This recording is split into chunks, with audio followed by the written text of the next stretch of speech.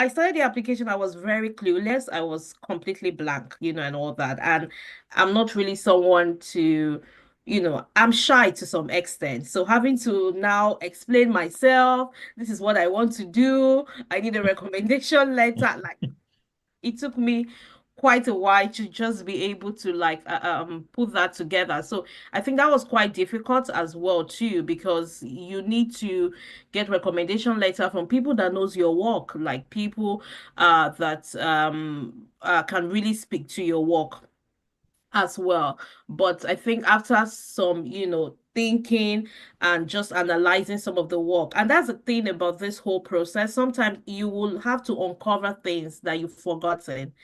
That's just one thing about like this global talent, because there's so many things I have forgotten, so many contacts, so many people that I've not, been in touch with for a while, so many projects that I did Hmm. home and abroad, and I've sort of like, you know, sort of forgotten everything, but it was doing the processes. So there were quite a lot of maybe reestablishing connection back just to be able to like, gather those evidences as well. And also being in the UK, so there were some evidences that I needed to get from my home country, Nigeria. So it even made it more challenging because Hmm. you are no longer there again, and you having to reach out to people or find the people who are currently in that position who can speak to the project that you worked on together. So that even make that sort of like increase the complexity Yeah. when you are in the UK as on a skilled worker visa, and you've left maybe the previous location in which you had that depth, or you had that experience, or you had that connection as well too. But after, quite a lot of digging, persuasion, reaching out, reconnection, quite a lot. Some people are going to tell you no, so be ready for that. I'm not going to lie to you.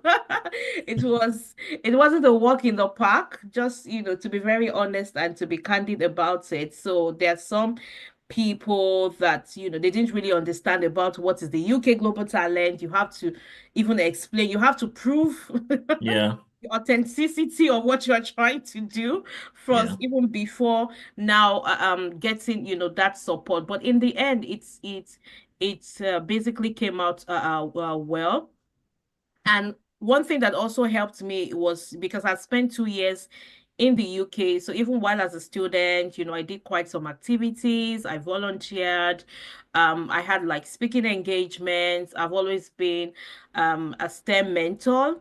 So those were like all the things that I was still able to leverage on while I was trying to get, some evidences back home, also from my experiences and some of the things that I have done. So I think that's something that sort of like helped me. And I think just speaking to people, because in my own case, I was very confused because not so many people at that time that I knew were switching from skilled worker visa to the global talent visa. Most people were coming from,